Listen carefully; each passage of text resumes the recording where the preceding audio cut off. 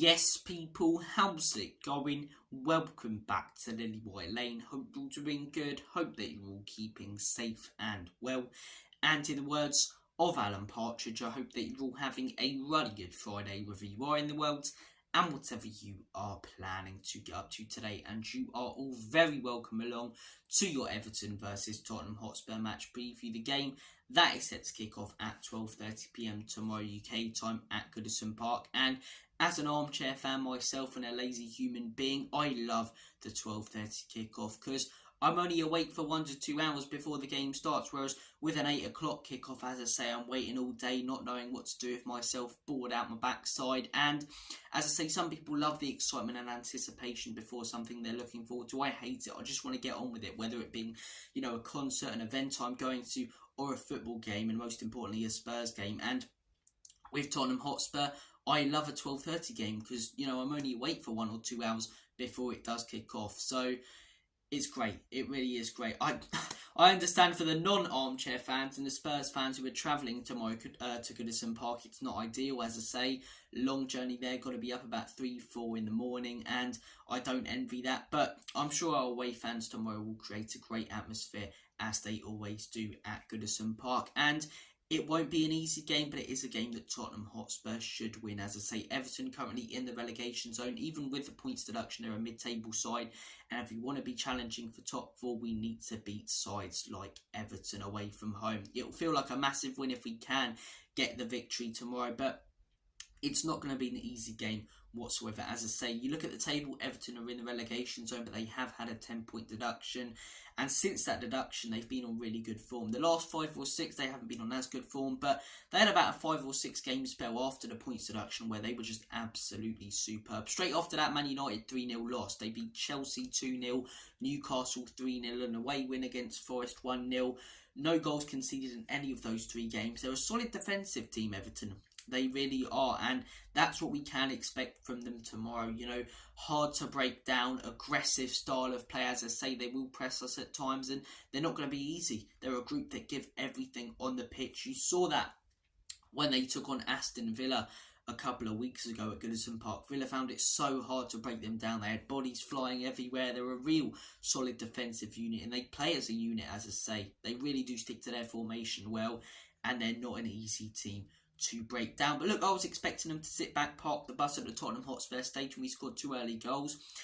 And as soon as they started being aggressive and actually, playing more attacking football, they looked far more dangerous. They looked like they could have got an equaliser in that game. And if it wasn't for Vicario being Vicario, the world-class keeper that he's turning into, making that fantastic save, whether it be accidental or not, where it, bounces off his knee onto the post and out, they could have very well got a point in that game because they played well. They did play really well, and if they played like that in front of their own fans, as I say, with those fans creating a raucous atmosphere at Goodison Park, it's going to be tough for Tottenham Hotspur. It really is going to be tough for Tottenham Hotspur. But a few big differences, as I say, to when we last played them. One is that we're on a better run of form compared to what we were when we played them last time. And 2, we've got most of our first 11 back. Heung-min Son won't be back on the weekend. Neither will Vias Bissouma, but Pape Matar Sarr is returning from the AFCON. He should be in the squad. James Maddison, back from injury, as I say, played well against Brentford after his first start, getting back to full fitness. Mickey van den Ven, pretty much back to full fitness. Romero, pretty much back to full fitness. Udogie, Bentancur, all of these players who were missing the last time we played Everton will be here at Goodison Park, and that fills me with a lot more confidence heading there because they haven't really got an out-and-out striker who they can guarantee is going to bag goals. When you look at a team like Brentford, Ivan Toney, you've always got to be careful of Ivan Toney, whereas with Everton, Calvert-Lewin, he's a decent striker, but he's not that consistent and very injury prone. Beto, don't know too much about him, he's been okay. Dan Zuma, more of a winger, comes off the bench. I think where this game's going to be decided is the midfield battle. Decore, Onana versus our 2 DMs, whether it be Bentancur and Sarr, Bentancur and Skip, Bentancur and Højbjerg. I believe the midfield battle will be crucial in this game because if they start winning that, controlling the game a little bit more, their game plan starts actually going to plan, then it's going to be really, really hard to get anything out of this game with that Goodison crowd behind them. It really is. So, look, hopefully we can win the midfield battle, establish our control in this game. I am very glad we've got aggressive players because, as I say, it's not going to be a nice atmosphere. It's going to be tough. Some big tackles going in from them that can be, cheered like mad in Goodison. I'm glad that we've got players like Romero in this game. In terms of the predicted 11, I think we'll start things off with Vicario in goal. Same back four, that's our starting back four. I'd like to see Dragazin get a go, but not in this game. Maybe Brighton at home potentially, but then that's still... Every game's tough in the Premier League. I don't think we can afford to rotate our squad actually in any game. Apart from if we get an injury or something, because every game in the Premier League is tough. You're looking at our next three after the Everton game. Yeah, it's 3 home games against Brighton. Can't remember the other team and Wolves, but Brighton and Wolves are no easy task. You saw Wolves last night against Man United, quite unlucky not to get something. So, look, what a crazy game that was, by the way. What an absolutely balmy game of football that was. But that's a discussion for another video. Anyway, I'm digressing, but same back four, I think, can't really afford to rotate. Midfield, Højbjerg or Skip. Skip will offer consistency. He's far less likely to make a mistake, but his level of performance and sharpness won't be as good as Højbjerg. Højbjerg's sharpness, level of performance and contribution to play will be far better than Skip, but he's also very prone to making a couple of mistakes that could cost us 2 goals. He did it in the last game. Brentford didn't capitalise. He did it against Man City. They didn't capitalise. Everton are one of those teams that are quite clinical. If you give them an opportunity, I can't speak this morning, then they'll probably put it away. So, look, I think I'll go with Højbjerg. I think I will go with Højbjerg. Yes, he's more likely to make a couple of mistakes than Skip, but I think it'll allow us to establish more control in that midfield. And in that Man City game, apart from those 2 mistakes, he put in a really good performance. The Brentford game, he was one of the substitutions that changed the game, as I say, bringing him into the midfield. Played more passes out wide, and that allowed us to go on and score the goals that we did. So, for me, I'm going to put Pierre-Emile Højbjerg in that midfield. Bentancur, if Pape Matar Sarr is back, do you do Pape Matar Sarr and Bentancur, or do you do Pape Matar Sarr and Højbjerg? Do apologise, I've got a bit of a hoarse voice, but it's a tough one because Bentancur came in against Manchester United, put in a really good display and performance. Last couple of performances, he's looked really off. It hasn't really made any out-and-out mistakes or terrible, done anything terrible on the ball, but he's just looked slow, sloppy, giving it away a couple of times. I've not been impressed at all with Bentancur in the last few weeks, and I get that maybe he's a little bit cautious to, probably get involved in the game after the 2 injuries he's had over the last year of his footballing career, but it's quite frustrating if he loses that part of his game, because then he loses a lot of the player that he is. But I'm sure that Bentancur will get back to it. I don't think there's a lot to worry about there. Couple poor performances. If he starts this game again, puts in another poor performance, then you maybe need to evaluate the situation and see if he needs to be dropped. But right now, I think you've got to start him in this game, to be honest. I'm going to go with Bentancur, Højbjerg, because I don't think that Sarr will start. I think he's only returning from the AFCON now. So, look, if he's available, as I say, get him in there. But I think we'll most likely go with Bentancur and Højbjerg. James Maddison as an attacking midfielder. God, it feels good to see him playing attacking mid in the predicted lineup again. We haven't been able to do that for a few months, and what a player he is. Front 3, Son not back from Korea. I believe they play Australia today, so, even if he gets knocked out, though, I doubt he'll be in the squad or play any part in tomorrow's game. But yeah, Richarlison has to start off up top. Been on great form recently. Been a great player recently. Kulusevski on the right. Hopefully he can step up his performance. He hasn't been great in the last few games. I'm going to put Brennan Johnson... Or am I going to put Brennan Johnson? No, I'm going to put Timo Werner on the left. I'm going to go with Kulusevski on the right. Timo Werner on the left. Richarlison up top. Have Brennan Johnson as an impact sub. Came off the bench in the last game, looked absolutely brilliant. When he starts, as I say, you can't really settle into the game.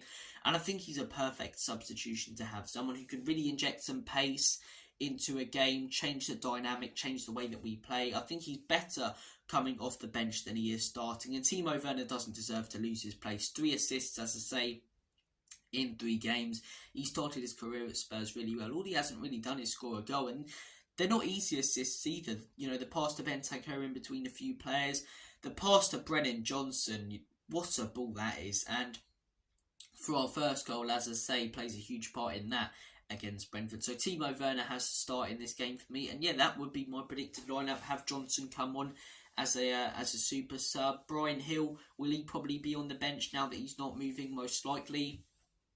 Still looks like a very, very weak bench, but as I say, when we get Heung-min Son, Pape Matar completely back and fit, and Vise Bissouma back from their international competitions, our squad will look stronger. And look, I hear a lot of people going, oh, this period of games don't matter as much because, once we get our first team back, will be fantastic. Yeah, I agree. Once we get our first team back, we'll be very good. But have you seen our run towards the end of the season? It's not easy. We've got 4 ridiculously tough games in April. We travel to Anfield. We've got Manchester City. We've got Arsenal. And we've got Newcastle at St James's Park. All in the same months. Or all in the same month. I don't believe it's in that order. I may have done it back to front there. But as I say, I think that month's going to be so tough, even when we've got our first 11. St James's Park is a completely different ball game to playing them at our place. Anfield, that's as good as a loss, to be 100% honest, as good as we are. They've been ridiculous at that ground since Leeds beat them. And as I say, you're looking at the other two, Arsenal, still a very, very tough game, despite the fact, form goes out the window in the North London derby. They're still a very solid side. And Manchester City are Manchester City. We've seen that twice this season, and saw it last Friday when they came to our home ground and battered us like a haddock down the local chippy. So, look, that's going to be a very tough month, and you're looking at the fixtures we've got towards the end of the season and saying this run of games is where we need to pick up some serious points, and then we can afford to drop a few towards the end of the season if we're serious about mounting a hunt for top 4. Look, this is purely basing off if we're serious about mounting a hunt for top 4. If we don't get top 4 and finish above 8th, it's still been a good season for me. If we finish in the Europa League, it's been a very good season for me. And if we finish in the Champions League, it's been an incredible season. Look at the squad and the club that Ange Postecoglou came into, as I say. Just finished 8th, fans arguing, ENIC and Levy out, protests, as I say. The whole fan base divided on that. Players wanting out, our captain leaving for 100+ million. Ange Postecoglou had to inherit that, and he's changed the way, as I say, he's changed the way we go about business in the transfer market. Instead of going for experienced players, he's gone in for young, exciting talent who a lot of people hadn't heard of. I hadn't heard of Vicario before he came to Spurs. Now he's, one of the best Premier League goalkeepers this season. Or actually, the best Premier League goalkeeper this season. Udogie, as I say, hadn't really heard of him. He's coming. Mickey van den Ven, hadn't really heard of him. He's coming and being absolutely superb. James Maddison, great signing. So Ange Postecoglou came into this club that were an absolute shambles, lost games 6-1, 3-1, 4-1, 5-1 last season. And he's brought in some exciting young talent, changed the philosophy around, started playing all-out attacking football. And you can see so much progress and so many good signs at this football club. And what will be frustrating is if we don't get top 4, people try and make it out as Spurs are bottle jobs and have had a bad season and not assessing the situation we were in last season. Very similar situation to when Mikel Arteta first joined Arsenal. He had 2 8th place finishes in a row before a 5th place finish. If Ange Postecoglou can achieve more than what Mikel Arteta did 3 years into his rebuild, when both inherited clubs that were an absolute shambles and very similar, level of a joke, it will speak volumes about how good of a manager Ange Postecoglou is and how good of a job he's doing at Tottenham Hotspur. And top 4 would just be absolutely fantastic. Europa League would be not incredible as such, but very good.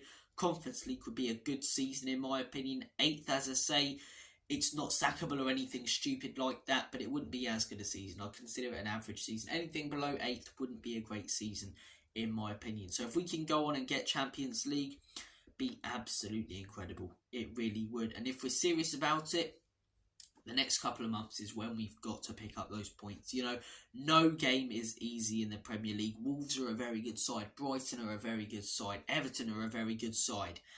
But these are the teams we've got to be beating when you consider, that we've got to travel to grounds like Villa Park, Anfield, places like this, take on teams like Manchester City and Arsenal at home, and travel to St James's Park later in the season. These are the games that we need to be winning when you consider some of the tough ones that we have got coming up, and hopefully we can. My score prediction for this game, I don't think it's going to be easy. I think Everton will set up, as I say, fairly defensive but also very aggressively. If they score the first goal, it's going to be very tough. It really is. I think first goal is crucial in this game. I'm going to go for a 1-0 Spurs win. I don't think we performed brilliantly in this one. It's very hard to away from home, especially at a ground like this. But I'm going to say that Brentford hold on for the first 10 minutes where we start like fire, which we always seem to. Then Brentford sort of not necessarily dominate the rest of the first half, but we're quite sloppy, give it away, the crowd get up for it. Everton have a few chances, don't take it. And I say that we come out at the beginning of the second half and score early again. I'm going to say that Timo Werner gets his first Spurs goal. 3 assists in 3 games. He's contributed massively to playing well. He deserves it. And I think a goal is coming for Timo Werner. I'm going to say that Timo Werner scores. And I'm going to say with a solid back line that we have now, we're able to hang on. But that midfield battle is crucial. Onana is a very good player. Doucouré's done a good job there. We're going to have to try and dominate that midfield, as I say, to control this game and win it. But look, thank you for watching this video. You guys have been absolutely awesome. I don't say that I appreciate your support enough, but I genuinely really do. You guys are the reason I keep making this content. So please comment your thoughts down below. I'd love to interact with you guys, your thoughts and opinions and your predictions for this weekend's games and Tottenham Hotspur's game tomorrow against Everton. Thank you for watching this video. Take care, all the best, and as always, come on you Spurs. Enoch and Levy out. In Big Ange, we trust.